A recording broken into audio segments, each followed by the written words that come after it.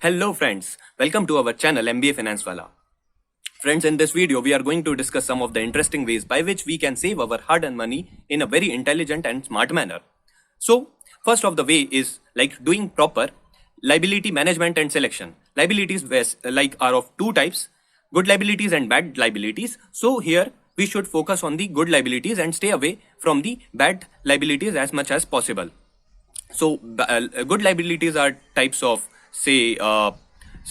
credit cards, housing loans, and bad liabilities could be kind of personal loans. So personal loans where you are actually get charged very high interest rates. So high interest rates end up actually eating up lot of your major chunk of your income. And with the good liabilities, so if we look at the credit cards and the housing loans, so housing loans, you get housing loans at a kind of relatively lower interest rates, and also housing loans could be used as one of the way to get exemption from the taxes to a certain extent. So it can be used as a tax saving kind of item. And if we talk about the credit cards, so credit cards comes up with a kind of benefit of a floater period. So for floater period is something, a period when you get the credit card or when you are having the credit card.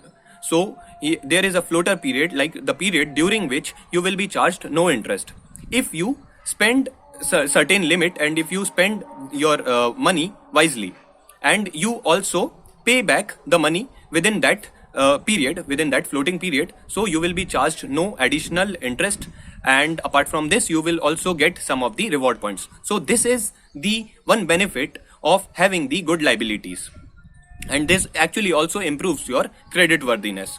So this is how you do proper liability management and selection. Second point by which we can save lot of money for us is the doing proper tax planning and having the adequate knowledge of the tax slabs and tax related things. So here one person seek assistance from their CAs or the financial planners proper tax plannings.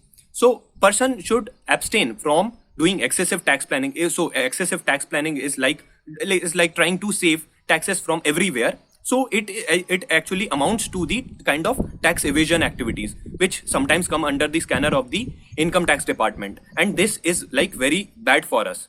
Okay, so one should always avoid doing over or excessive tax planning. And on the other hand, person should also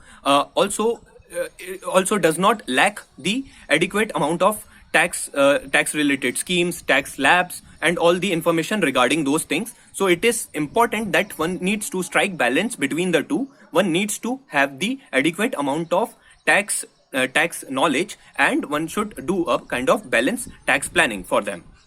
All right, so here it is important that one person have the proper knowledge of all the tax saving schemes, so where it is within the legal and the legitimate permissible limits. So person should avail all those benefits where they can actually take the advantage of tax exemption schemes, and they can actually save their taxes and can definitely increase the amount of cash in hand for them. So now we have discussed 2 points till now.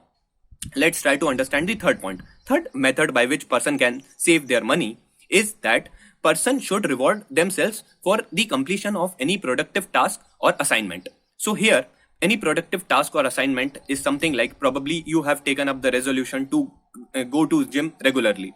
So you are going to gym regularly. So in exchange, one should reward themselves every day for the time to which the task has been completed. Suppose for today you have visited gym, you have taken up the membership, you have visited gym, so you have accomplished your daily goals, and in return you should reward yourself with some kind of monetary benefit. You should reward yourself 10 rupees probably. Whatever you have kept for your other expenses, you can actually take up some 10 rupees from that, and you can keep it aside. And next day, if you have again successfully visited gym, then again you should take aside 10 rupees and then add it to the previous day 10 rupees which earlier you have earned. So in this way, if you just do it on regular basis, this was just one of the example. There could be other productive tasks which have been completed probably you have gotten good grades, or you are studying regularly. So for that you can just keep on adding these little monetary benefits, and then you can just like this you can reward yourself for every kind of task or kind of resolution which you have successfully completed. So in this way, when you will just look at it probably at the end of the quarter, or probably end of the 6 months, or end of 1 year, so you will find that you have actually ended up saving lot of money for yourself. And this is something which could be used for any kind of emergency purpose, or probably to just fulfill your some of your small ambitions, and probably for your some of your desires.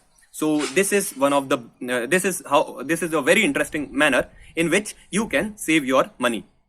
Fourth and the last, the most important thing is to actually have a kind of very stable state of mind while one is doing shopping. So one should actually avoid doing needless and unnecessary kind of shopping. So whenever you are doing shopping, or you are spending, you are having the desire to spend money, okay, so it should be properly planned.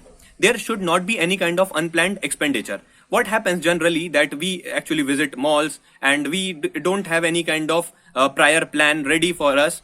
So we just go on visit any kind of shop, and then we have this desire to buy this thing. So what is this called as? This is called as kind of impulsive feeling which actually occurs. So this is called as impulsive buying in terms of marketing. So whenever you have this sudden desire of buying something, and which was actually totally unplanned, so this actually end up costing you a lot of money.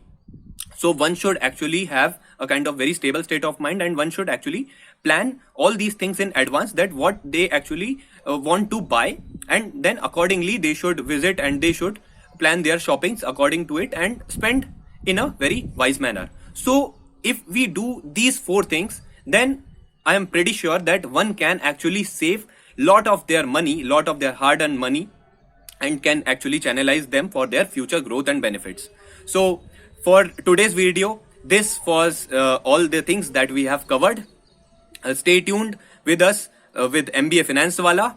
If you are liking our content, then please do subscribe to our channel and do like this video. In the future, we are going to upload more and more knowledgeable and insightful videos. Thank you and stay tuned. Yeah. God bless you.